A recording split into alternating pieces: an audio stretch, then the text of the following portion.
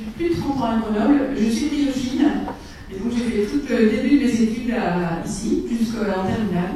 Donc c'est quand même toujours un grand bonheur de revenir ici. Je reviens plusieurs fois par an. Et donc c'est spécialement très sympa pour moi de venir donner cette conférence aussi. Sur un sujet que j'aime beaucoup et qui va parler à la fois de choses que j'enseigne et de choses sur lesquelles je fais de la recherche. Donc comme l'a dit Nicolas, je suis enseignant-chercheur à Grenoble INP Pagora. Je suis sûre que vous avez déjà entendu parler de Grenoble INP, qui est un groupe d'écoles qui s'est situé à Grenoble, un groupe de 6 écoles d'ingénieurs. Pagora est la plus petite en taille. Je sais que vous la connaissez sous le nom de Papel Grenoble.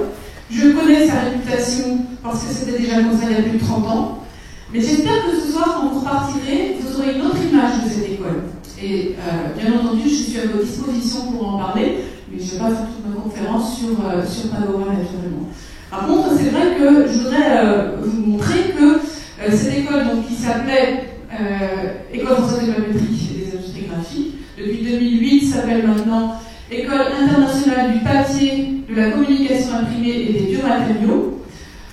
Ce soir, je vais vous parler d'une partie d'école, enfin d'une partie de ce qui se fait à l'école, surtout la partie communication imprimée.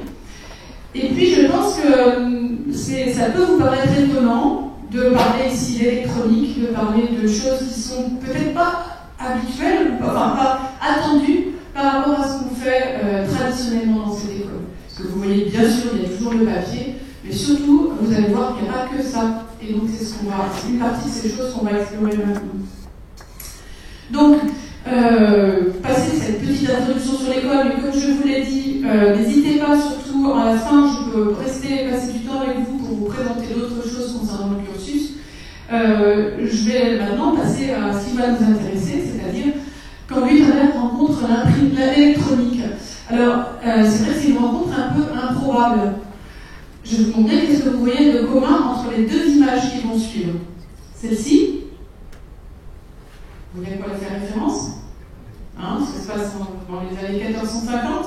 C'est Gutenberg, cette image est finale, c'était Gutenberg dans son imprimerie.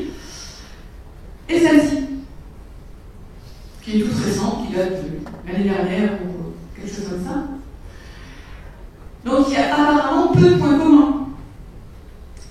Et pourtant, sur ces deux images, on imprime. C'est-à-dire que Gutenberg imprimait, ça va de soi, c'est pour ça qu'on le connaît. Mais ici aussi, on fait de l'impression. Et de l'impression avec des procédés qui sont utilisés pour imprimer tout ce que vous connaissez. Et là, c'est une photo qui est prise dans un laboratoire du CEA, à Grenoble, et c'est une impression d'un objet, d'un dispositif qui va servir pour faire un système électronique. Et c'est fait avec un procédé d'impression un petit peu différent de celui de Gutenberg, mais c'est toujours de l'impression. Donc c'est de ça que je vais parler tout à l'heure. Et c'est vrai que je vais commencer par définir ce qu'on appelle électronique imprimée, qui est quelque chose effectivement d'un peu bizarre de voir d'un côté l'électronique est une technologie, une science, un domaine relativement récent, et à côté l'impression qui fait tout de suite référence à quelque chose de vieillot et d'ancien. Vous allez voir que c'est peut-être plus moderne que ce que vous aviez imaginé. Alors l'électronique, je pense que c'est pas la peine de le définir très longtemps. C'est une branche de la physique qui traite de la mise en forme et de la gestion de signaux électriques permettant de transmettre ou de recevoir des informations. Ça, c'est la définition qu'on va trouver dans les dictionnaires, sur Wikipédia, etc. C'est très générique comme définition. L'impression, c'est un domaine de la fabrication d'objets qui utilise ce qu'on appelle des procédés d'impression, c'est-à-dire des différentes technologies. Mais quand on imprime, l'idée, c'est toujours de déposer de l'encre sur un support. Alors je dis bien de l'encre sur un support, je n'ai pas dit sur du papier. Vous allez voir qu'on va imprimer plein d'autres choses, mais ça on va y venir tout à l'heure. Et l'électronique imprimée, en fait c'est la confluence de ces deux choses qui sont apparemment très éloignées l'une de l'autre et qui pourtant depuis maintenant une quinzaine d'années se sont rencontrées et la rencontre donne effectivement la réalisation par impression sur des supports souples, généralement ça sera l'intérêt, d'objets qui auront des fonctionnalités électroniques. Alors dit comme ça fait un peu pompeux, vous allez comprendre un petit peu plus loin exactement de quoi il s'agit. Alors tout de suite une petite, pas mise en garde, mais un petit avertissement. Je ne vais pas parler ou voilà, extrêmement peu, peut-être tout à la fin, de l'impression 3D. L'impression 3D, vous en entendez parler à peu près chaque jour aux infos, c'est pas mon sujet. L'impression 3D, c'est autre chose, mais j'y viendrai quand même tout à la fin, vous verrez que c'est quand même un point de développement. Moi, je vais parler de l'impression qui se fait sur 2 dimensions sur un plan. Donc, les applications, elles sont très vastes. Et là, j'en donne quelques exemples, mais on va en revoir un peu plus en détail dans la suite. Donc, ce que vous avez comme exemple là, sur cette image, c'est des cellules solaires, des batteries, des étiquettes RFID, des diodes électroluminescentes. C'est ça les applications dont on va parler maintenant. Donc, revenons à l'électronique. L'électronique classique, disons, c'est beaucoup de technologies de fabrication qui vont être basées sur le silicium. Alors l'intérêt du silicium, c'est qu'on va, c'est un semi-conducteur, mais toute l'industrie électronique est basée sur ce semi-conducteur. C'est des technologies qui permettent une haute intégration, c'est-à-dire qu'on peut mettre beaucoup de dispositifs sur une toute petite surface. On peut faire des dispositifs de très petite taille. On peut également aussi avoir des dispositifs qui auront des très hautes performances en termes de caractéristiques électroniques. Mais par contre, le processus de fabrication est relativement complexe. C'est un procédé discontinu. Alors, le procédé le plus connu, c'est la photolithographie. C'est assez lourd, c'est quelque chose qui ne va pas pouvoir se faire sur une ligne de production en continu. Les matériaux qui sont utilisés là sont souvent rigides et cassants, donc c'est quand même aussi compliqué. C'est des procédés sous vide. Et puis, ça consomme beaucoup de matière. Alors, pourquoi ? Parce que dans toute la technologie de l'électronique classique, quand on veut faire par exemple un circuit, on va déposer par exemple du métal sur une surface, et on va, sur une grande surface, et on va enlever ce qui ne nous intéresse pas, par différents types de masses en photolithographie. Ce qui veut dire qu'on va déposer beaucoup plus de matière que nécessaire. Et on va enlever ce qui ne sert pas. Donc vous comprenez bien que d'un point de vue durabilité, d'un point de vue économie matière, c'est déjà un problème. Alors, il y a des choses que l'électronique classique a du mal à envisager, et c'est un problème parce que la demande va en augmentant. Et elle n'est pas prête de s'arrêter. Vous avez tous un téléphone portable, je pense. Aujourd'hui, c'est une question que je ne pose plus en classe. Maintenant, vous avez presque tous, j'imagine, non pas un téléphone portable tout bête, mais un smartphone avec un écran, avec des batteries. Tout ce que vous faites quand vous vous connectez, etc., demande énormément d'électronique et ça ne va pas aller en s'arrangeant. Donc la demande va être de plus en plus grande. Mais la demande va être sur des systèmes qui seront de moins en moins chers, qui seront portables. Vous allez avoir des batteries portables, des téléphones, des outils, etc. On va rechercher aussi à faire des systèmes sur des surfaces les plus grandes possibles. C'est une limite avec la photolithographie classique. Et puis, pour des tas de questions aussi pratiques, on aura intérêt à avoir des dispositifs souples. Donc des systèmes qui vont être sur des surfaces souples. Et ça, aujourd'hui, avec les techniques classiques en électronique, on a du mal à le faire. Alors c'est là qu'on va s'intéresser, j'ai trouvé ce truc, je peux utiliser. On va s'intéresser maintenant à ce que l'imprimerie peut apporter. Et c'est là que c'est assez amusant de voir que finalement, ce petit rappel historique, Gutenberg, il a fait cette fameuse invention dans les années 1450. C'est lui qui a développé l'imprimerie parce qu'à un moment donné, on avait besoin croissant d'information et de diffuser de l'information. Et les moyens de copie, ça ne suffisait plus. Il fallait pouvoir envisager une diffusion à très grande échelle de l'information. Et l'invention de Gutenberg, comme vous le savez probablement, c'était la typographie, c'est-à-dire l'impression en relief avec des caractères mobiles en plomb. Ce qu'on oublie souvent de dire, c'est que l'invention de Gutenberg n'aurait pas fonctionné s'il n'avait pas en même temps inventé l'encre qui allait avec. C'est juste un petit clin d'œil. Développement de l'imprimerie, ça correspondait à un besoin croissant d'information. On va le voir aujourd'hui que l'explosion de l'électronique, c'est aussi dû à un besoin d'information, d'échange, on va le voir un petit peu plus loin, et c'est aussi une sorte de nouvelle révolution de Gutenberg, quelque part. Alors, je vais parler un peu de l'impression. Je pense que vous êtes... généralement, on n'a pas forcément conscience de la quantité d'imprimés qui vous entourent. En réalité, vous êtes environné en permanence d'objets imprimés. Et je ne parle pas simplement de ce qui vient immédiatement à l'esprit, c'est-à-dire les journaux, les livres, tout ce qu'on appelle l'édition. Hein, ça, c'est les premières fonctions de l'imprimé, c'est diffuser un message. Donc, ça va être tout ce qui concerne l'édition. L'impression, c'est aussi apporter une certaine esthétique. Par exemple, si vous pensez aux emballages, la plupart des emballages, naturellement, sont imprimés.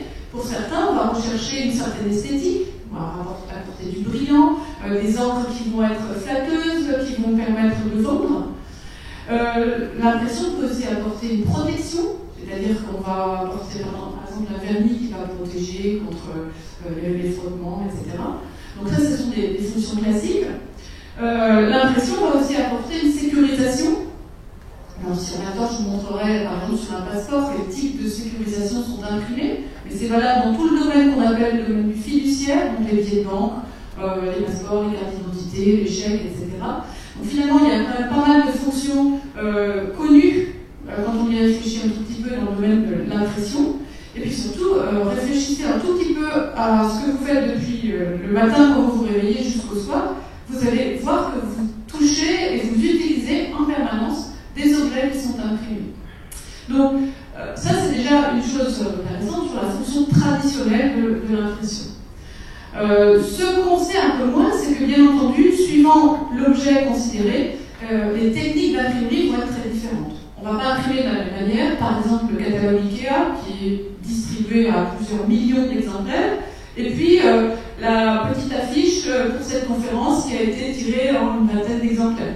Ce n'est pas les mêmes procédés d'impression. On ne va pas faire de la même manière un emballage sur une bouteille plastique et un emballage carton, un parfum de luxe par exemple. Donc les procédés, les manières d'imprimer vont être très différentes. C'est vrai que ce n'est pas des choses forcément connues en général, parce que vous utilisez l'imprimé sans savoir forcément dans le détail comment elle a été fabriquée. Bien entendu, donc la longueur du tirage compte, le type de support, hein, je ne dis pas seulement des papiers carton, mais aussi des verres, des plastiques, je vais dire des polymères plutôt, hein, c'est un peu plus exact d'un point de vue scientifique, donc des polymères, mais ça peut être aussi du bois, de la céramique, ce qu'on appelle aussi des complexes, qui sont en fait des supports où il y a plusieurs couches de matériaux. Pensez au tétrabrique, hein, qui emballent le lait, le jus de fruits, etc. Donc des supports qui sont très variés, qui peuvent être livrés, comme vous le voyez ici, soit en feuilles, soit en bobines, donc des formats déjà tout coupés, ou bien alors des bobines de films, etc. Et puis l'usage qui sera fait de l'imprimé. Est-ce que c'est une étiquette sur une bouteille de boisson qui va aller au froid? Est-ce que c'est un emballage souple qui va aller dans le congélateur? Voilà. Vous voyez qu'il y a toutes sortes de contraintes dans l'usage qui vont faire que l'imprimé va être fait de manière différente. Je ne vais pas utiliser les mêmes encres pour un emballage qui va servir à des aliments et pour un emballage de luxe ou pour un emballage qui va servir par exemple pour des produits chimiques. Donc finalement, là, il y a déjà pas mal de problèmes qui se posent sur la sélection, sur le choix du type de procédé. Derrière tout ça, bien sûr, il y a pas mal de techniques, il y a pas mal de sciences aussi, et c'est ce que je vais vous montrer, en tout cas, vous dévoiler quelques petits aspects là-dessus. Alors, je vais parler assez brièvement de tout ça, mais quand même, il faut savoir qu'il y a effectivement différentes techniques d'impression. Parce qu'on va y revenir dans la suite, parce que justement, c'est ces techniques-là qui vont nous intéresser pour la suite.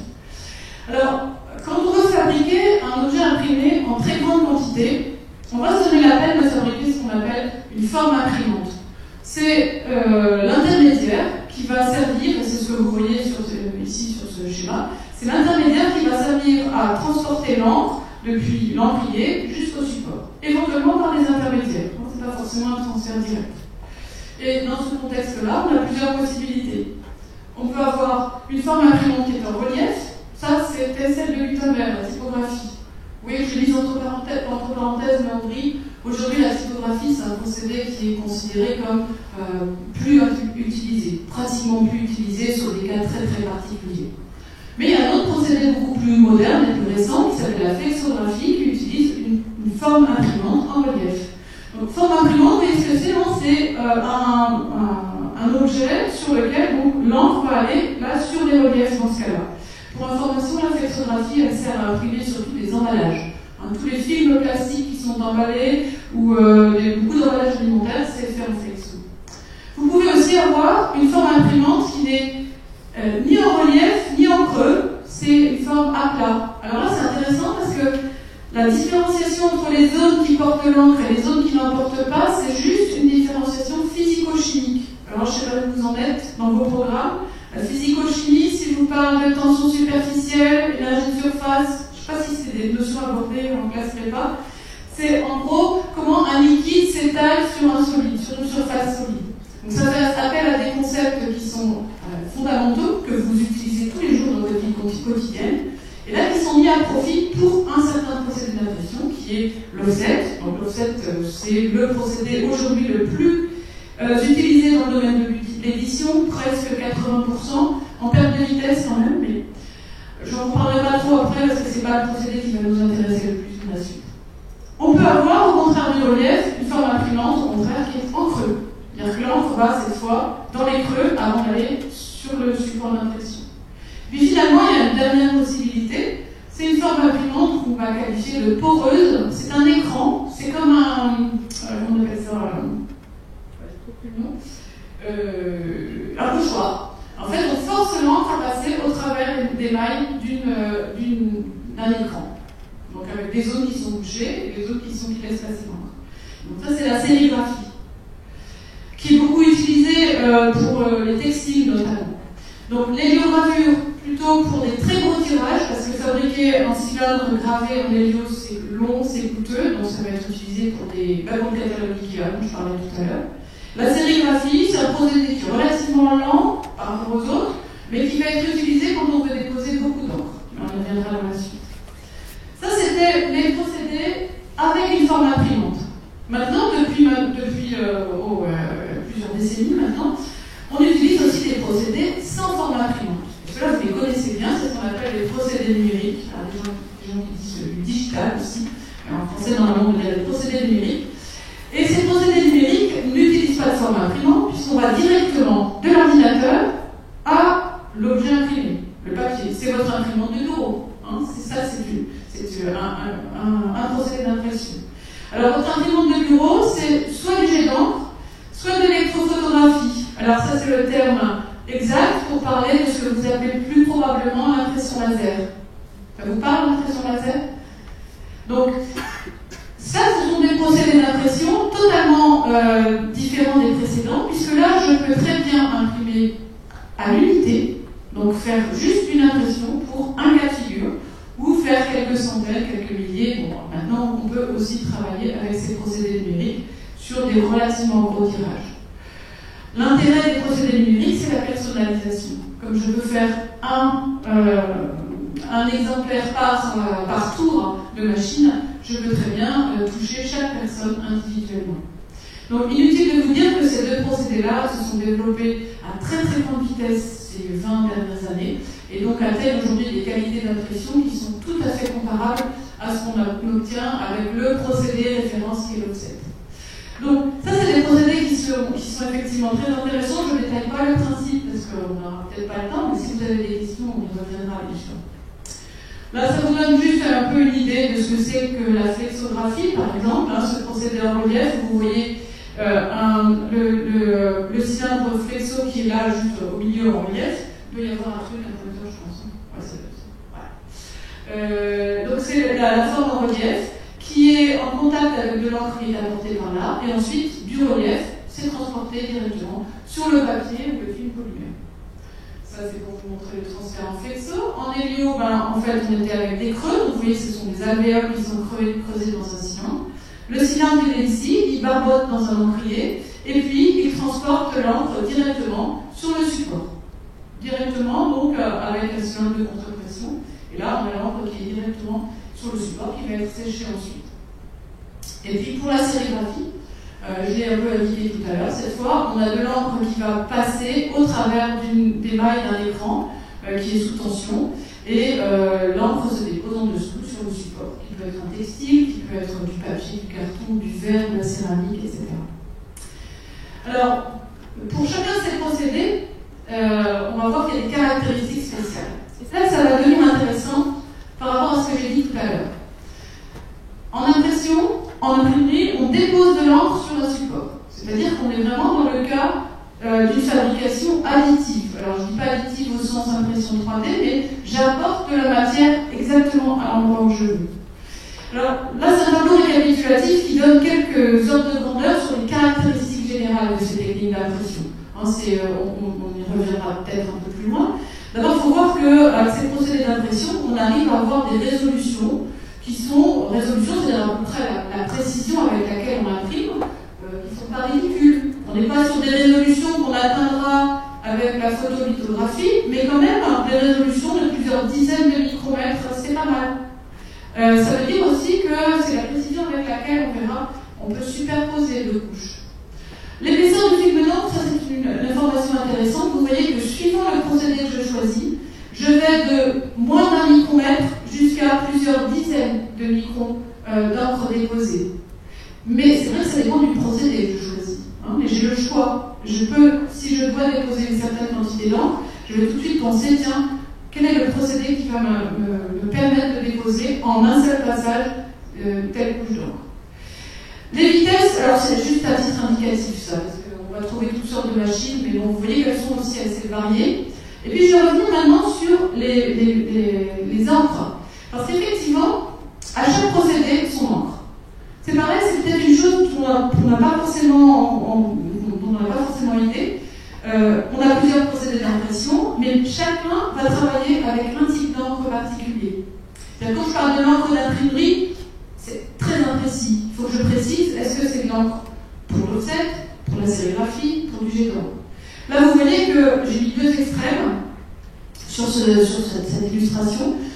Ici, vous avez de l'encre pour du jet d'encre. C'est une encre qui va nécessiter de fabriquer le principe du jet d'encre, je ne l'ai pas détaillé, mais vous le connaissez, je pense déjà. C'est la fabrication de gouttelettes de liquide qui vont être projetées sur le support. Pour fabriquer des gouttelettes de liquide, il faut nécessairement avoir un liquide très peu visqueux. Je ne peux pas fabriquer des gouttelettes avec quelque chose de très très pâteux. Donc, le jet d'encre utilise des encres qui sont très liquides. Alors, je ne sais pas si vous faites un tout petit peu de rhéologie, pas trop dans les programmes non plus. La rhéologie, les propriétés rhéologiques, c'est les propriétés des systèmes qui s'écoulent. C'est la science de l'écoulement. Donc forcément, vous n'avez peut-être pas trop vu non plus les définitions de la viscosité. Donc les données que je propose ici, c'est la viscosité d'une encre jet d'encre, c'est entre 1 et 10 millipascales seconde à peu près. C'est-à-dire que c'est à peu près la viscosité de l'eau. Enfin, c'est à peine plus visqueux que de l'eau. Chez les encres jet d'encre, elles sont aussi liquides que de l'eau. Pour information, donc l'eau pure à 20 degrés, c'est 1 millipascal seconde. Au contraire, si je me penche maintenant vers un autre procédé, j'aurais pu aussi donner la sérigraphie ici. J'ai des encres qui sont extrêmement visqueuses. Et vous voyez que j'ai changé, j'étais en millipascal ici, millipascal seconde, pardon, et ici je suis en pascal seconde. Et avec des encres qui ont une viscosité de 10 à 100 pascal seconde. Alors c'est pas très parlant quand on ne sait pas ce que c'est que les pascal secondes. Pour vous donner une idée, c'est si vous prenez du miel, de la pâte à tartiner, c'est exactement ça. Si vous êtes dans cet ordre de grandeur-là. Et puis, tout à l'heure, j'ai parlé de l'héliogravure et de la flexographie. Là, on est sur des encres qui sont entre les deux, des viscosités intermédiaires, entre 10 et 100 millipascal seconde. C'est-à-dire que là, vous avez des viscosités qui sont plus lentes que le lait ou le yaourt liquide. C'est à peu près ça, pour vous donner un peu l'idée. Donc, ce que vous voyez là, c'est que, évidemment, on ne va pas travailler de la même manière avec des encres qui sont aussi fluides que ça, et ce n'est pas du tout les mêmes compositions, et des encres aussi pâteuses, aussi visqueuses que celle-là. Donc derrière, vous voyez déjà que le paysage de l'imprimerie se complexifie un tout petit peu, que c'est peut-être pas aussi simple que ce qu'on avait pu imaginer, que derrière il y a probablement de la science et probablement de l'ingénierie aussi, et que c'est pas si étonnant finalement qu'on ait une école d'ingénieurs où on soit obligé dans laquelle on fasse de la recherche là-dessus. C'était peut-être pas évident a priori. Alors, il y a une chose qui est sûre, c'est que, et ça sera toujours vrai, quand on met au point un procédé, quand on travaille sur un procédé d'impression, on va travailler bien sûr, on va travailler bien sûr sur le procédé lui-même, parce que c'est la flexo, les joules, etc. On va travailler sur l'encre, et je vous rappelle, Gutenberg, son invention, elle n'avait de sens que parce qu'il a aussi aussi inventer l'offre qui allait avec. Et puis bien sûr, on ne peut pas dissocier le support. C'est-à-dire que c'est tout le temps ce triptyque-là qui va être nécessaire quand on fait de la recherche sur un procédé d'impression et quand on cherche à appliquer les procédés justement à d'autres technologies comme on va le voir plus loin. Alors, comment ça intervient? Les intersections entre encre et support, c'est essentiellement ce que j'ai appelé tout à l'heure les propriétés physico-chimiques. C'est-à-dire comment un liquide va s'étaler sur une surface solide. On parle de mouillabilité. C'est des choses que vous expérimentez en permanence quand vous faites de la cuisine, par exemple. Si vous déposez une goutte d'eau sur une poêle avec un revêtement anti-adhésif, vous voyez que la goutte, elle roule, hein, elle ne s'étale pas du tout. C'est des mécaniques de mouillabilité.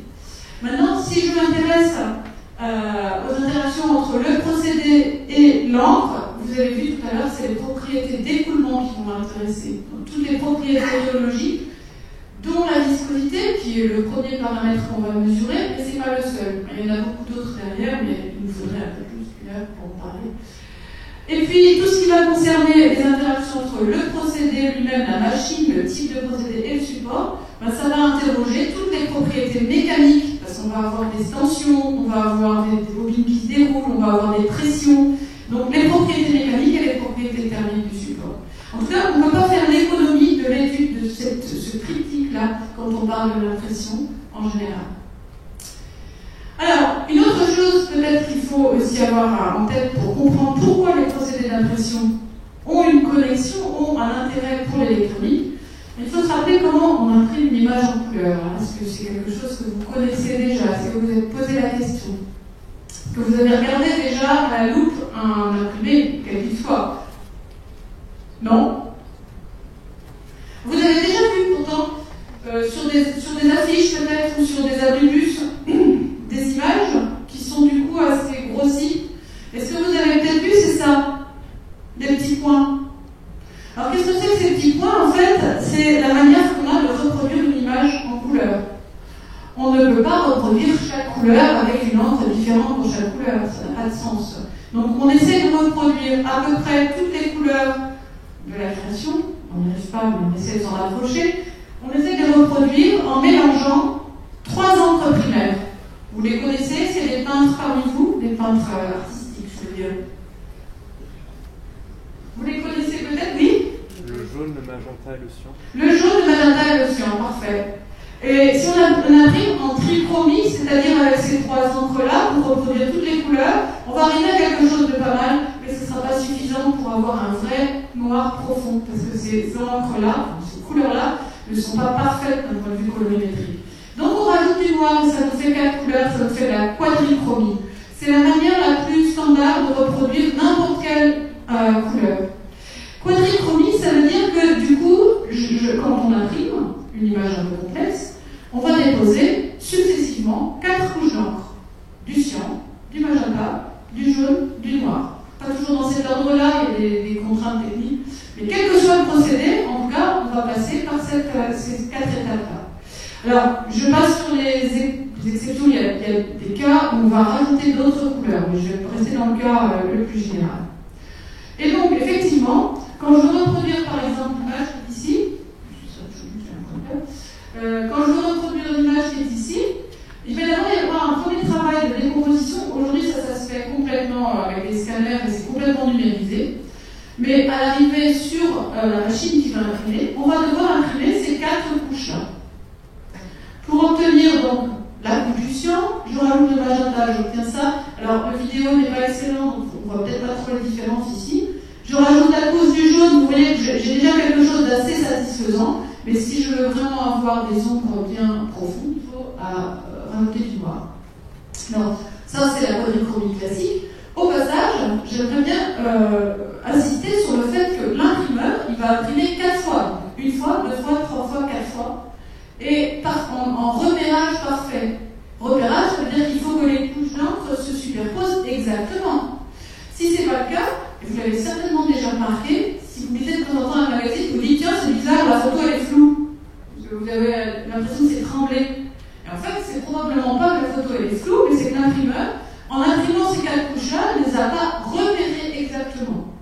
Donc, un imprimeur qui fait bien son travail doit être capable de repérer exactement ces 4 couches, voire plus. Il y a des cas où on va même en rajouter plus. Ce qui veut dire que les machines d'impression sont des petits bijoux mécaniques, mine de rien. Parce que c'est pas si simple que ça de repérer des points donc, qui sont quand même très fins. Ici, on est dans des tailles qui sont de l'ordre de la dizaine de micromètres. C'est quand même tout petit. C'est-à-dire qu'à l'œil nu, vous n'en sortez pas. C'est une remarque importante pour la suite. Ça veut dire qu'avec les procédés d'impression, on est capable non seulement de superposer des couches d'encre, donc superposer des couches de matière, mais en plus on est capable de les superposer avec une très grande précision. Alors, c'est pas la précision du nanomètre, mais c'est quand même une précision qui va être très satisfaisante pour beaucoup d'applications.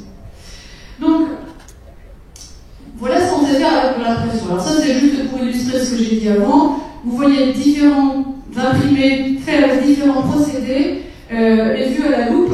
Alors vous voyez qu'en fait, chaque procédé, là, je ne vais pas insister là-dessus, c'est pas le sujet, chaque procédé a sa signature. C'est-à-dire que si vous connaissez un peu le sujet, vous prenez n'importe quel imprimé, vous regardez à la loupe et vous pouvez dire avec quel type de machine ça a été imprimé. Parce qu'il y a une signature assez nette pour des questions mécaniques et on arrive à retrouver quel est le procédé.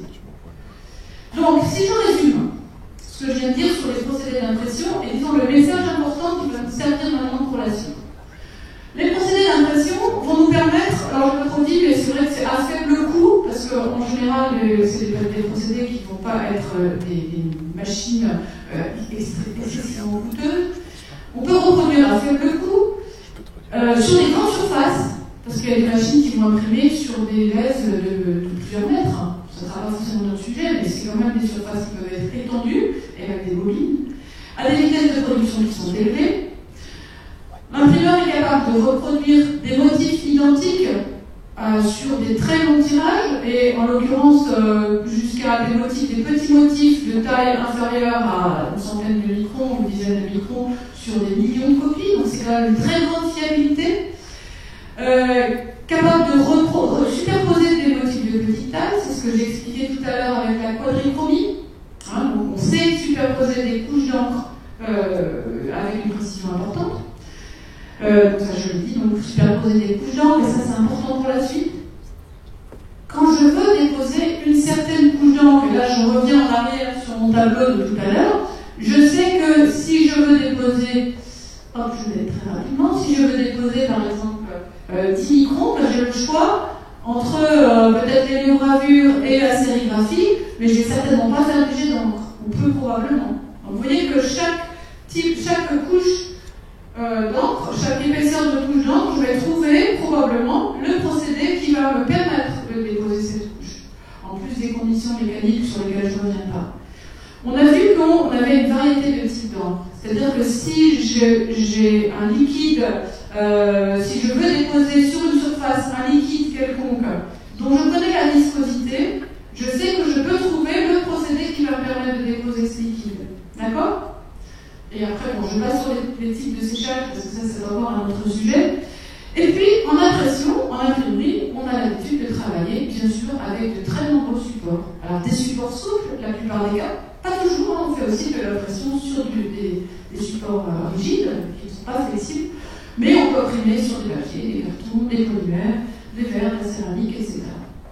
Donc finalement, ces procédés d'impression qui nous apparaissaient peut-être au début comme un petit peu vieillots, on pensait encore à Gutenberg, finalement, derrière, il y a pas mal de technologies et surtout, il y a un très gros potentiel.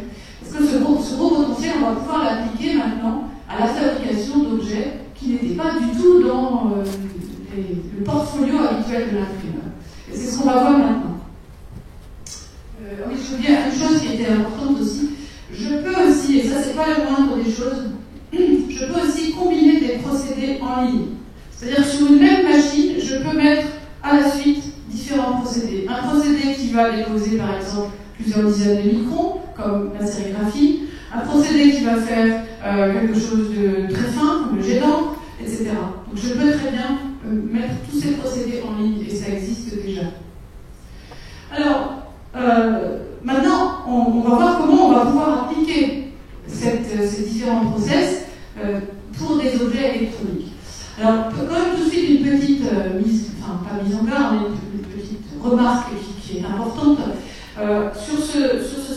voyez le détail des étapes en photolithographie, qui est la technique aujourd'hui la plus utilisée dans l'électronique classique. Donc, beaucoup d'étapes, comme je l'ai dit, un process qui est long. Et quand je suis avec juste un procédé d'impression, un process qui est beaucoup plus court. Alors ça dépend du procédé, bien sûr, mais généralement, une mise en œuvre qui est plus courte. Mais il faut quand même garder à l'esprit que l'électronique imprimée, c'est vrai, se positionne bien en termes de coût, parce qu'on est à faible coût, mais quand on recherche la performance, on ne va pas atteindre ce que fait la microélectronique silicium. De la même manière, en productivité, c'est intéressant en termes pour l'électronique imprimée, mais on ne concurrencera pas la résolution du silicium. L'idée générale qui est derrière tout ça, c'est que l'objectif, en utilisant les procédés d'impression pour l'électronique, ce n'est pas évidemment de remplacer les technologies très high-tech de l'électronique qui sont dédiées pour un certain nombre de produits et qui on ne pourra pas remplacer. Par contre, l'électronique imprimée, donc les procédés que j'ai décrits précédemment, vont peut-être être applicables à un certain nombre d'objets et vont servir de techniques alternatives. Et là où on va se positionner avec les procédés d'impression, c'est sur les cas où l'électronique classique a plus de mal, c'est-à-dire les supports souples, les grandes surfaces et tout ce qui va être embarqué. Embarqué, c'est-à-dire la légèreté, etc., tout ce qui va être portable. Donc, évidemment, c'est complémentaire, ça n'est pas la panacée non plus. Alors, quelle va être la grosse différence maintenant entre ce qu'on a vu tout à l'heure, l'impression de couleur, on va finalement changer d'encre, quelque part. On était avec des encres colorées, on a des encres de toutes les couleurs pour faire un imprimé de la vie de tous les jours. Maintenant, ce qu'on va faire, c'est qu'on va non plus utiliser ces encres-là, mais utiliser des encres qu'on va appeler des encres fonctionnelles. Alors, c'est quoi ces encres fonctionnelles? C'est des encres, comme vous le voyez ici, alors on ne voit pas forcément, il faut croire sur parole. C'est une encre qui contient un pourcentage élevé de particules d'argent. De l'argent, c'est un métal conducteur. Si je dépose ce métal conducteur en petite ligne sur un support, je vais pouvoir fabriquer une piste conductrice. Et ce faisant, j'ai apporté de la matière. Et par rapport aux technologies de la microélectronique qui sont ablatives, pour lesquelles on va retirer la matière là où on n'en a pas besoin, avec le procédé d'impression, je n'apporte l'encre argent que là où on en a besoin. Alors c'est plutôt une bonne nouvelle, parce que vous imaginez bien que ce petit pot d'encre rempli de particules d'argent, il vaut quand même assez cher, il vaut facilement 100 fois ou 1000 fois le prix de ces encres-là. Mais c'est donc par ce type de technique qu'on va pouvoir déposer, tout comme on dépose des encres colorées, c'est qu'on va déposer des encres dites fonctionnelles. Alors maintenant, quelles sont les fonctionnalités? La première qui vient à l'esprit, bien sûr, et ce sera la plus répandue, ce sera des fonctionnalités relatives aux propriétés électriques. Donc quand je dis fonctionnalité, je veux dire autre fonction que simplement le contraste, la couleur, le message visuel. Donc ça va être la conductivité, ça va être le caractère semi-conducteur, le caractère isolant qui va m'intéresser. Donc quand je vais travailler avec des encres conductrices, ça va être des encres comme celle qui est montrée ici comme exemple, par exemple des encres contenant des particules métalliques d'argent.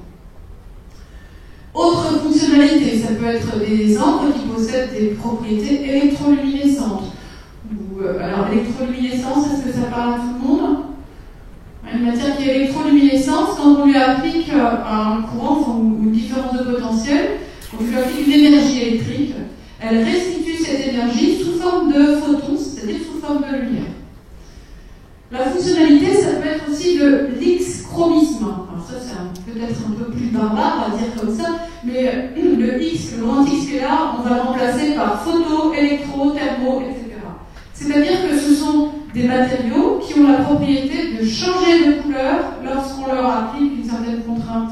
Donc ça peut être la température, ça peut être des photons, donc c'est photochrome, et donc ces matériaux-là ont effectivement un grand intérêt dans pas mal d'applications. Et puis ça pourrait être aussi des encres, des matériaux, des encres fonctionnelles qui sont sensibles à l'environnement, sensibles à certains gaz, sensibles à certaines atmosphères. Ça peut être des matériaux bioactifs. On pourra aussi apporter des modifications de certaines surfaces. Et donc là, on a vraiment un panel de développement qui est beaucoup plus large que simplement ce qu'on avait au début avec la couleur. C'est-à-dire que là, on dit parfois printing beyond color, ça veut dire imprimer au-delà de la couleur. Ce qu'on va imprimer maintenant, c'est pas simplement le message visuel, mais c'est des fonctions qui vont nous permettre d'aller vers ce qu'on a évoqué tout à l'heure, c'est-à-dire la communication entre des objets, etc. Et donc, il y a des gens qui ont inventé le concept d'intelligence imprimée, je le cite juste, il y a des Finlandais qui ont beaucoup, qui sont très en avance là-dessus, qui appellent l'intelligence imprimée un ensemble de composants et de systèmes qui étendent les fonctionnalités du matériau imprimé au-delà de l'interprétation visuelle traditionnelle des textes et des images. Donc là, on va apporter vraiment des fonctions différentes. Alors, on va aller voir quelques exemples maintenant. L'intelligence imprimée, j'en ai déjà parlé tout à l'heure. Donc, qu'est-ce qu'on va regrouper dans ce paquet-là? Ça va être tout ce qui concerne les affichages, tout ce qui concerne l'éclairage. Donc, ça va être essentiellement les OLED, je vais y revenir un peu plus loin. On va avoir aussi tous des circuits, des connexions. J'ai parlé d'encre conductrice pour fabriquer des pistes conductrices, donc je vais pouvoir connecter différents objets. J'ai parlé des capteurs, donc des objets qui vont être sensibles à certaines contraintes, certains événements. Bien sûr, on aura tout un domaine de l'identification. Vous avez certainement entendu parler des antennes ou étiquettes RFID, plus ou moins, mais il va venir un peu plus loin. Et puis après, il y a toute la gestion de l'énergie. Et là, c'est peut-être quelque chose qui est plus surprenant. Effectivement, on va pouvoir aussi envisager d'imprimer des batteries, d'imprimer des cellules photovoltaïques, pour faire des panneaux photovoltaïques, d'imprimer des piles à combustible. Et là, peut-être que vous n'avez pas envisagé que les procédés d'impression traditionnels peuvent effectivement fabriquer ce genre de choses.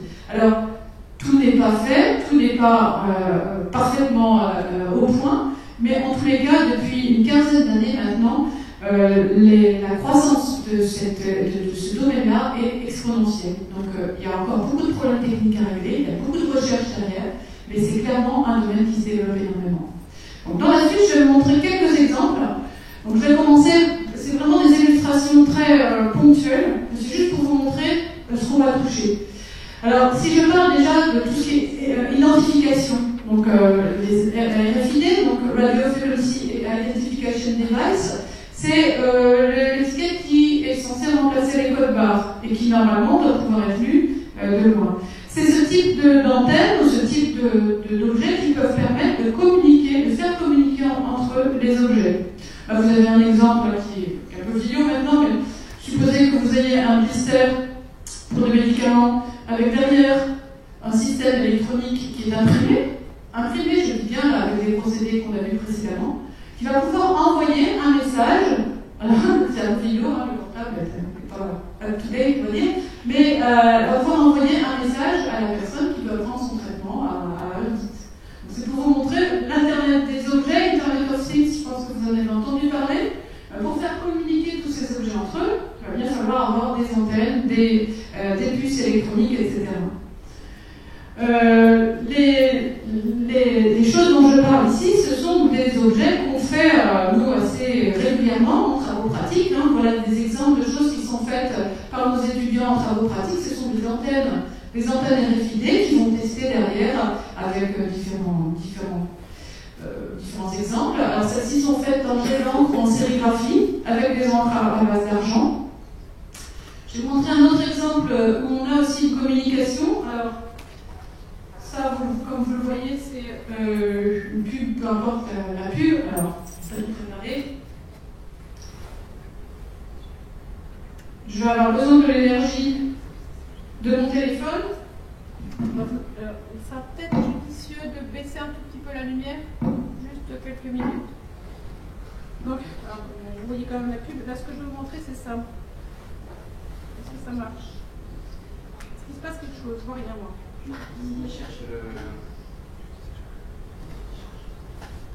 Tout à l'heure, ça marchait bien. C'est toujours pareil, c'est l'effet des mots.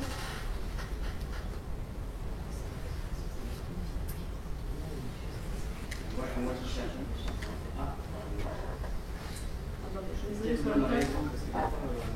En principe, il n'y a pas besoin. Ça marchait très bien tout à l'heure. Il a juste besoin de l'énergie du téléphone.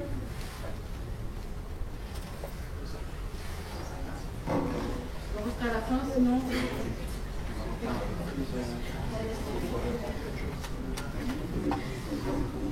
Toujours comme ça, quand on veut montrer quelque chose. Ah, dommage.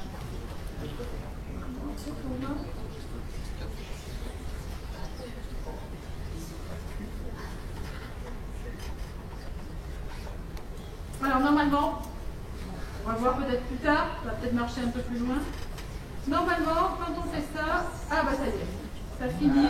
J'ai pas une découragée. Normalement c'est plus immédiat que ça, mais vous voyez ce qui s'est passé, hein? Donc c'était pas une pub tout à fait ordinaire, elle était imprimée sur un papier, mais maintenant vous pouvez rallumer s'il vous plaît. Derrière, ce que vous voyez peut-être un petit peu en transparence, derrière, à l'intérieur de ce papier, on a un système, on a un petit circuit avec une antenne qui avait besoin d'énergie de mon téléphone, en ce moment j'étais en NFC, pour apporter l'énergie pour allumer les petites diodes qui étaient là. Donc c'est un exemple un peu gadget, mais c'est pour vous montrer l'idée générale derrière. Hein, c'est qu'il n'a pas fallu beaucoup d'énergie pour activer cet objet. Alors bien entendu, là, il y a des développements, vous pouvez imaginer, qui sont très très vastes. Et notamment dans le domaine de l'identification, hein, mais aussi dans le domaine de la gestion, la logistique des objets, la logistique des paquets dans les aéroports, etc. Donc ça, c'est un domaine qui se développe énormément. Une autre application dont j'ai parlé tout à l'heure, c'est les capteurs. Alors les capteurs, c'est un lien entre le monde physique, c'est-à-dire la donnée physique, avec la pression, la température, la mesure physique qu'on veut faire, et Internet. Parce que dans notre cas, on va pouvoir faire communiquer l'objet avec, pour récupérer l'information après sur Internet. Les applications là sont en train d'exploser complètement. Vous avez toutes sortes de capteurs.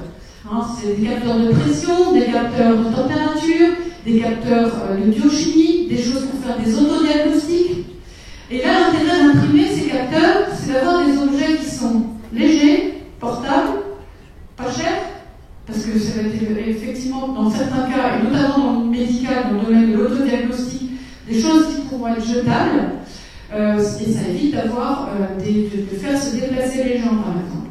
Puis vous avez des choses qui sont un peu plus techniques, qui sont utilisées, par exemple, les semelles connectées. Alors, ça vaut un peu cher encore pour les chaussures, hein. Il faut s'acheter des chaussures qui sont plusieurs centaines d'euros, mais ça existe déjà. Ce sont des semelles sur lesquelles il y a tout un tas de capteurs de pression, et ça permet aux sportifs, par exemple, de s'entraîner high-tech, c'est-à-dire de vraiment percevoir tous ces points d'appui, voir comment il peut se corriger, etc. Donc ça, c'est pour les sportifs, mais c'est bien sûr utilisé aussi dans le monde médical, pour arriver à percevoir les points de pression sous une voûte plantaire, parce que ça va dire beaucoup de choses sur l'état de santé de la personne. Et notamment, il y a certains diagnostics de diabète qui sont faits grâce à ces points de pression en dessous des voûtes plantaires.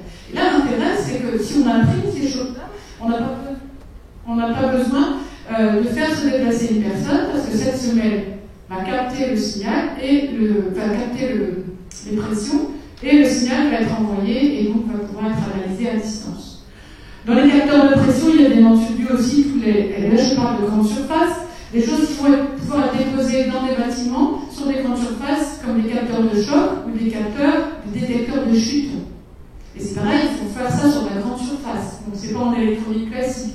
De même, il faudra que ce soit avec des supports souples. Donc ces capteurs pourront être imprimés sur des grandes surfaces.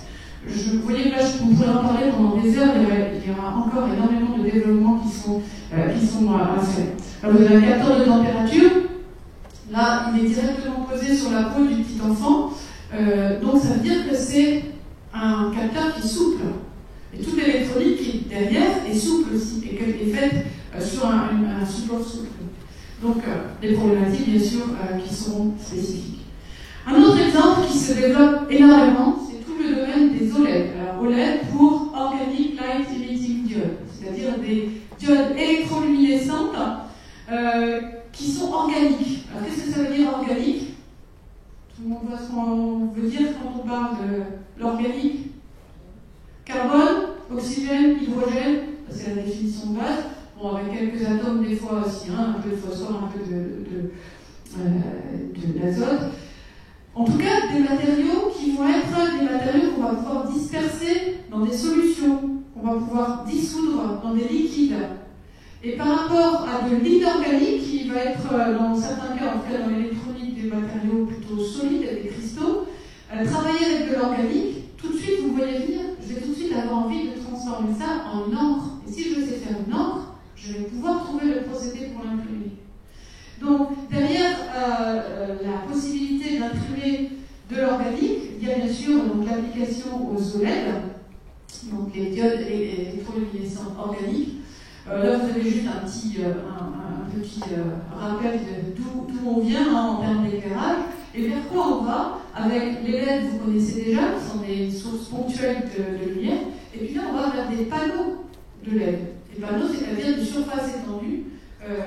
Et ça, c'est déjà des choses qui existent. Maintenant, l'intérêt, c'est d'essayer de les imprimer. Alors, pourquoi est-ce qu'on pourrait les imprimer? Vous vous rappelez, l'imprimeur, il s'est déposé plusieurs couches d'encre sur un magenta jaune noir. Pourquoi est-ce qu'il ne déposerait pas sur un support une anode, une couche émettrice, une couche particulière, une autre couche émettrice et une autre électrode? Je sais imprimer des couches de différents matériaux, donc je peux très bien envisager ça. Alors, je donne l'impression que c'est très facile, il y a quand même un grand nombre de contraintes techniques derrière tout ça, parce que ces matériaux, la couche émettrice, justement, c'est un matériau très délicat, très particulier, mais le principe, il est là quand même. Alors, bien sûr, là, vous voyez tout de suite la problématique de l'OLED, c'est qu'on a un support, qui va être, en l'occurrence ici, c'est du verre. On va déposer dessus une anode. Une anode, c'est une piste conductrice pour le coup, hein, c'est un matériau conducteur. L'autre électrode, c'est la cathode, qui est aussi un matériau conducteur que je peux déposer par des procédés d'impression. Il y a quand même un souci quand on parle des OLED, c'est qu'il va falloir que la lumière sorte. Donc il va falloir avoir des couches émettrices ici, quand elles vont recevoir l'énergie électrique. Il se passe un certain nombre de choses et la lumière va sortir, les photons vont sortir.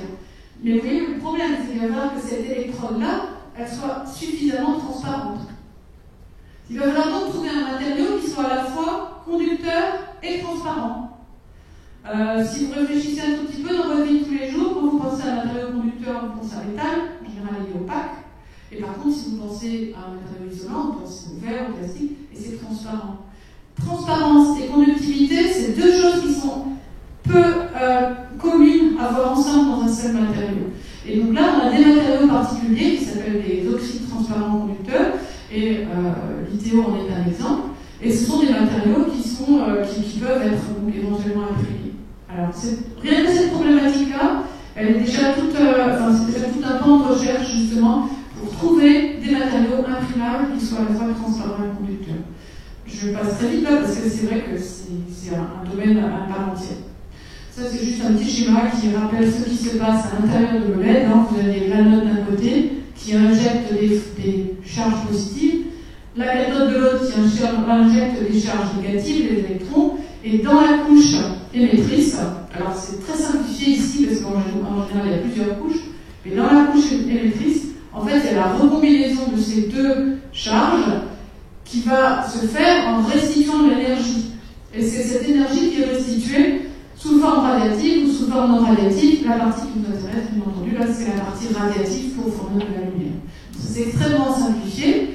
La recombinaison, c'est là que se trouve la clé du problème, va se faire suivant les constructions dans des couches qui sont un peu plus complexes que ça. Donc aujourd'hui, le LED, c'est pas juste ça, c'est généralement un sandwich qui est beaucoup plus complexe avec des couches très spécifiques. Mais ce sont des couches, donc on peut envisager de les imprimer. Je passe sur les applications et sur les domaines qui vont se développer immanquablement. Donc il y avait l'éclairage, bien sûr, l'éclairage sur les grandes surfaces, et puis l'affichage. L'affichage, c'est votre téléphone portable, c'est votre tablette, c'est tous les affichages qu'on va trouver partout. Et j'ajouterais l'affichage, le Graal qu'on recherche, là c'est l'affichage souple. Hein, c'est l'affichage que vous allez pouvoir enrouler, plier, etc. C'est encore un peu difficile, mais c'est en chemin. En l'occurrence, il y a des applications qui existent déjà. D'ailleurs, je vous en montrerai tout à l'heure, et peut-être un peu après, parce que si ça ne marche pas tout de suite, je perds un peu de temps, je vous montrerai à la fin. Alors, autre domaine qui va être pertinent pour l'électronique imprimée, c'est tout le domaine du photovoltaïque. Alors, le photovoltaïque, c'est l'inverse de l'OLED.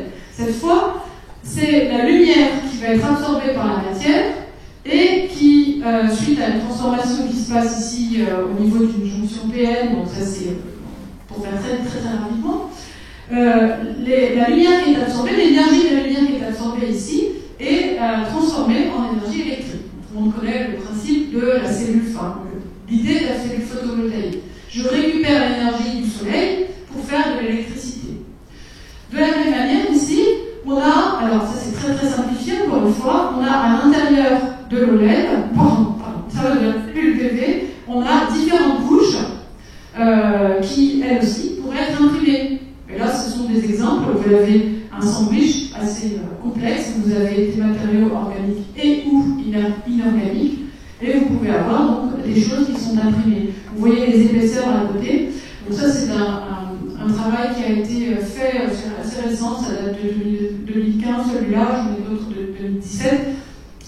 C'est des travaux de thèse qui ont été faits par des gens qui ont travaillé soit dans notre laboratoire, soit en collaboration avec d'autres laboratoires. Et donc, une partie de cette cellule était imprimée. Alors, les applications du photovoltaïque, je pense que c'est pas tellement la peine de les développer, vous connaissez tous le potentiel, mais là, ce que je veux vous montrer avec l'électronique imprimée, c'est que si on arrive à imprimer des cellules photovoltaïques sur des supports souples, alors on va avoir ce qu'on appelle des cellules qui sont conformables, c'est-à-dire qu'on va pouvoir les déposer sur n'importe quelle surface courbe, et pas simplement des panneaux rigides et rectangulaires que vous voyez sur les toits. Là, vous avez donc les différents avantages. Donc, la légèreté n'est pas le moindre des avantages non plus, parce que si on veut travailler sur des supports souples, évidemment, c'est beaucoup moins lourd que les supports Molitel, etc. On peut donc travailler sur des produits qui vont se conformer à des formes diverses et variées, donc que ce soit dans la rénovation ou dans la construction des bâtiments, donc il y a plusieurs cas de figure. Et là, vous avez un exemple de pile qui est fabriqué dans une société qui est à Nantes, qui s'appelle Armor, et qui fabrique des petites piles qui vont être portables, des piles photovoltaïques, portables pour des applications portables aussi. Et ce que vous voyez ici, ça c'est sur une machine à imprimer. C'est l'impression de partie de cellules photovoltaïques où, je vous rappelle, on imprime des couches minces. Alors, je pourrais développer énormément. Ça, c'est d'autres applications, d'autres exemples.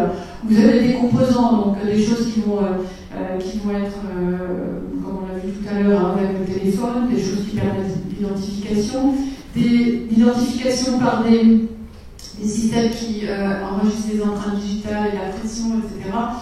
Là, on est dans un développement fin à milieu de toutes sortes d'applications. Avec toujours le leitmotiv que, grâce au procédé d'impression, on peut envisager des choses qui devraient être relativement peu coûteuses à fabriquer. Et surtout avec les propriétés de flexibilité, etc. qu'on a déjà évoquées.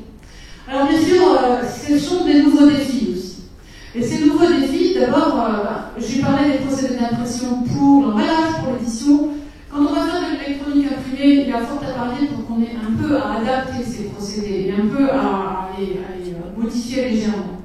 On va être aussi amené à intégrer d'autres opérations unitaires. Alors, quand je dis les procédés, les opérations unitaires, c'est quand on décompose un process de fabrication en procédés unitaires, en différentes étapes. Et là, parmi les opérations qu'il va falloir envisager, il y en a une qui est importante, c'est ce qu'on appelle le recuit. J'ai parlé de l'impression d'encre à base d'argent. Si j'imprime juste une ligne d'argent comme ça, comme celles qui sont là, et que je mesure la conductivité, je vais peut-être être un petit peu déçu. C'est possible que ce soit pratiquement pas conducteur. Enfin, que la résistance soit encore très très élevée et que je ne puisse pas avoir d'application.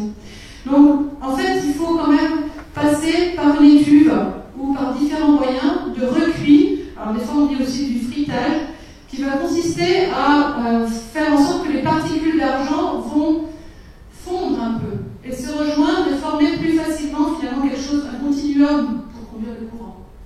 Ce continuum, évidemment, s'il y a la moindre interruption, ça conduit plus le courant. Je vais montrer une illustration tout à l'heure. Donc forcément, ça demande d'autres types de contrôle aussi.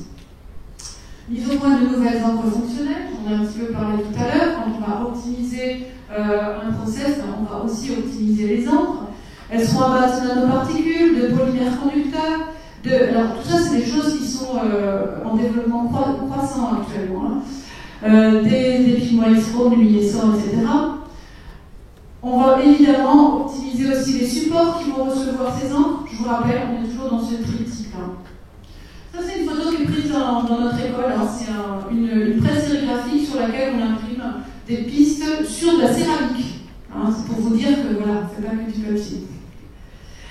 Donc, on revient à l'image du début.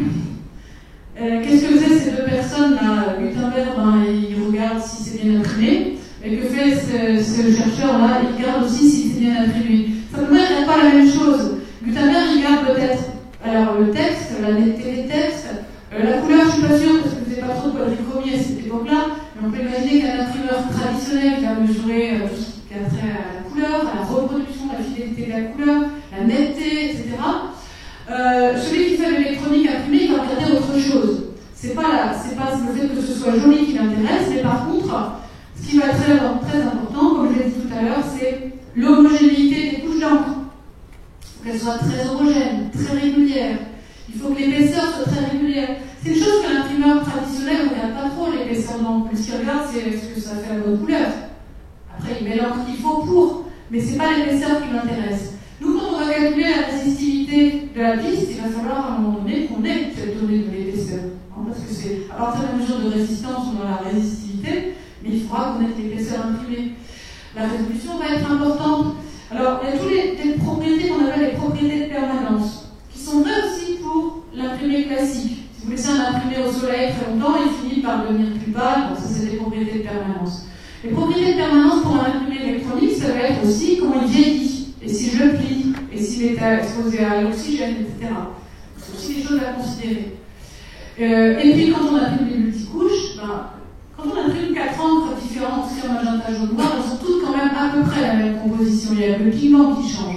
Mais quand on imprime une anode, une couche émettrice, une couche injecteuse de trous, c'est quand même des natures chimiques très différentes. Donc là, il y a des problèmes de compatibilité.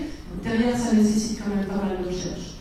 Alors là, vous avez des exemples là, où on mesure, on regarde un peu plus précisément comment sont faites les lignes conductrices, justement. Ça, c'est un appareil qui permet de mesurer la résistance et de la résistivité, de mesurer les performances électriques des composants. Puis ça, c'est la machine jet d'encre qui a servi à faire ce que je vous ai montré tout à l'heure.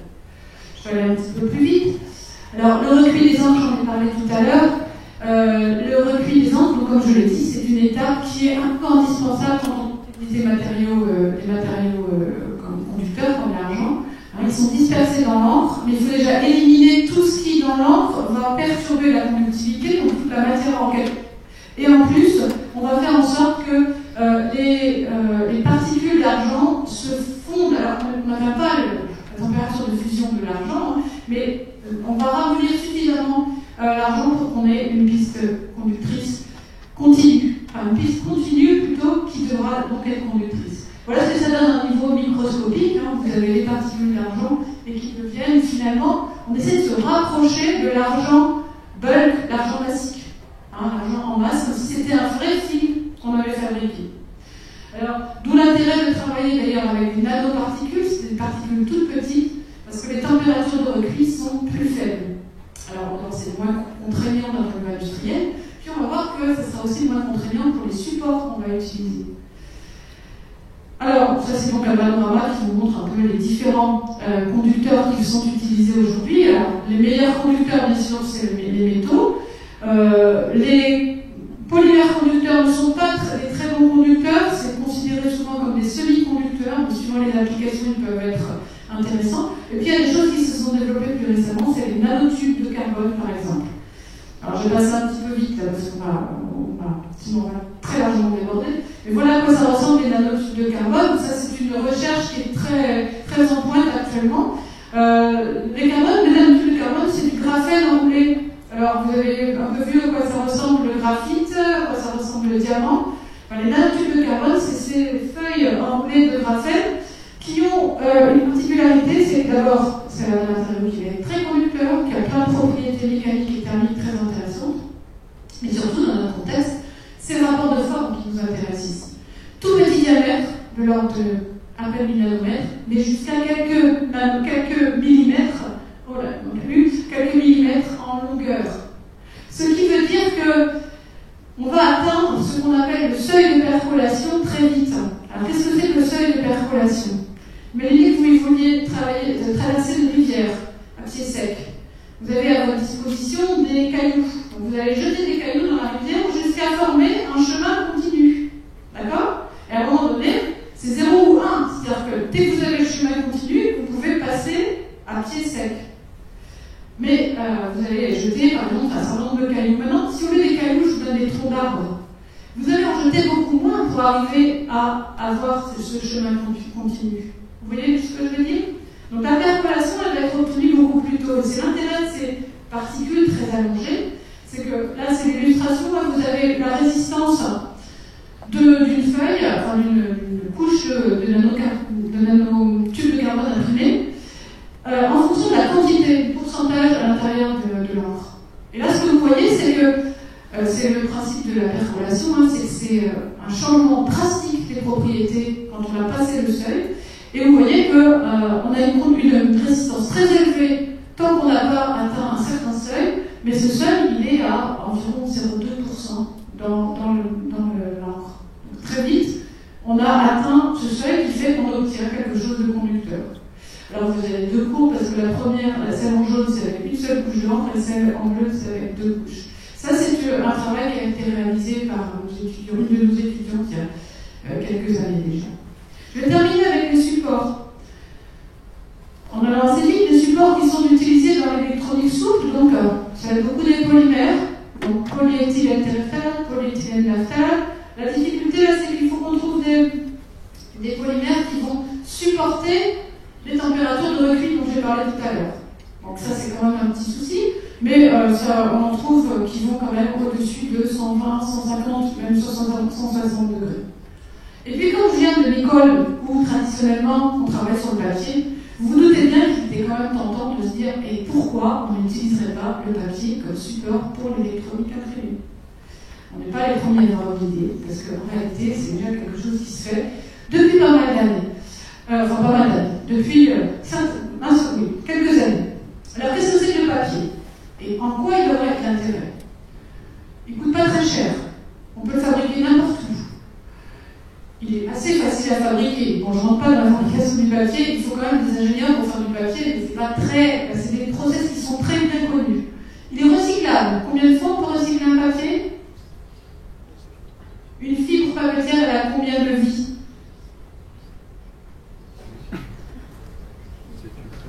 Entre 6 et 8.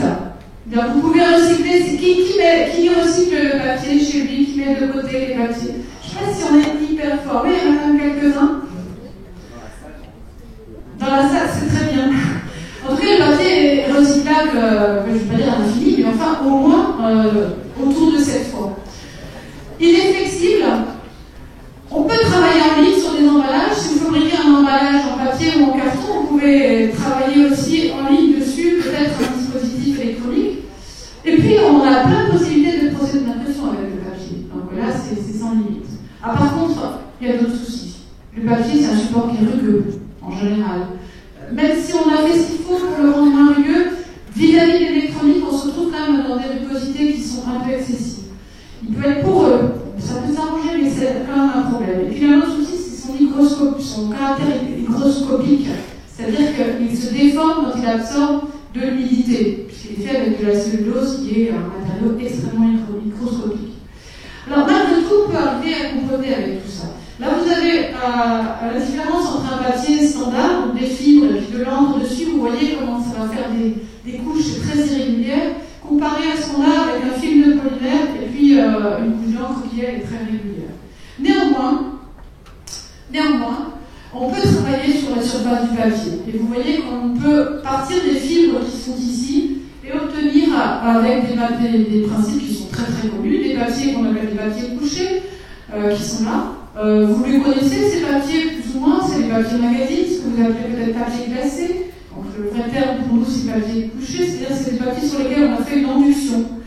Alors pour travailler avec des papiers en électronique imprimée, il faut un peu s'appliquer sur l'induction, c'est-à-dire que c'est des inductions extrêmement techniques. Là, il y a beaucoup de recherche qui est faite là-dessus. Mais vous voyez qu'on aura quand même la possibilité de fabriquer des objets sur du papier avec en récupérant toutes les caractéristiques intéressantes du papier, notamment sa flexibilité, sa légèreté, etc. Donc ça, c'est des exemples d'antennes RFID, j'en ai montré déjà tout à l'heure, c'est des exemples de dispositifs ici, ça c'est un capteur de température. Et puis, voilà, ça c'est des choses qui sont faites chez nous, où vous avez carrément toute une petite carte ici, avec tout un tas de circuits faits avec des encres à variants, c'est du papier. Hein. Et puis, il y a des petites LED qui s'allument suivant ce qu'on veut faire. Donc, oui, le papier comme support pour l'électronique imprimée, pourquoi pas? Pas pour faire n'importe quoi, mais certainement un potentiel intéressant. Alors voilà, c'est un tableau brossé très généralement sur cette notion d'électronique imprimée. Je voudrais bien dire que c'est un domaine qui se développe énormément, qui a besoin d'ingénieurs. Pourquoi on s'intéresse à ça chez nous? Parce qu'en fait, on a des industriels qui sont venus nous voir, des industriels de la région grenobloise, qui est quand même une région très active dans le domaine des nanoparticules, de la recherche sur l'électronique, etc. Et il y a un industriel qui est venu nous voir qui nous a dit: des électroniciens, je sais les trouver, il y a plein d'écoles d'électronique. Par contre, ce que j'ai pas, et ce dont j'ai besoin aujourd'hui, c'est des jeunes ingénieurs, enfin des ingénieurs, il n'y a pas précisé jeunes, mais il se trouve que ceux qui sortent de chez nous sont pas jeunes, des ingénieurs qui sont capables de travailler avec les procédés d'impression pour avoir cette brique-là dans le process de fabrication. Et donc, grâce à cet industriel, on avait déjà commencé, mais on a pu monter dans une option un module de formation dédié à l'électronique imprimée. Et aujourd'hui, on a des gens qui sortent qui ont des emplois dans cette branche-là, qui, comme je vous dis tout à l'heure, est appelée à se développer. Alors, quelles sont les perspectives? Toujours plus de flexibilité, toujours des épaisseurs plus fines, la légèreté, c'est parce qu'on veut transporter, hein, donc on veut évidemment avoir des choses qui sont les plus légères possibles, intégrer ça dans les capteurs. Les procédés aujourd'hui qui se développent le plus dans ce domaine-là, parce que c'est des questions techniques, c'est le jet d'encre, parce que le jet d'encre en termes de prototypage, c'est vraiment plus simple. Et c'est la sérigraphie, parce que vous l'avez vu tout à l'heure, c'est là qu'on dépose des couches les plus épaisses. Ça ne veut pas dire que les procédés ne sont pas utilisables. J'ai fait quoi? C'est reparti? Oui, c'est reparti. Merci. D'autres choses, d'autres pistes qui se développent aussi beaucoup, c'est des encres étirables, des encres déformables. Est-ce qu'on veut faire de l'électronique sur du textile, des choses qui vont être stretchable, donc sur des vêtements. Hein, donc ça, c'est un domaine qui va se développer beaucoup aussi. Et puis, j'avais dit, il y a aussi l'impression 3D. Qu'est-ce qu'elle vient faire ici? Finalement, l'impression 3D, on peut aussi imprimer en 3D des dispositifs électroniques. Donc finalement, tout ce qu'on a dit précédemment sur l'impression 2D, on peut aussi l'envisager sur l'impression 3D. Et donc, c'est ce qu'on fait aussi, nous, et en laboratoire, et dans notre cursus d'enseignement. On fait ce qu'on appelle, on aborde, on ne fait pas que ça, on aborde ce qu'on appelle la plastronique, qui est en fait la combinaison de plasturgie et électronique. C'est-à-dire fabriquer des objets sur lesquels directement sont embarquées des fonctionnalités électroniques. Là, vous avez encore des illustrations, mais il est clair que ce domaine-là est manifestement en train de se développer énormément. Et vous voyez que finalement, on est parti du Gutenberg et on arrive à des objets extrêmement modernes, c'est pas de la science-fiction, et c'est des objets qui vont devenir aussi du quotidien. Je vous remercie infiniment pour votre attention. Je ne suis pas chronométrée, mais je pense que j'ai explosé le temps.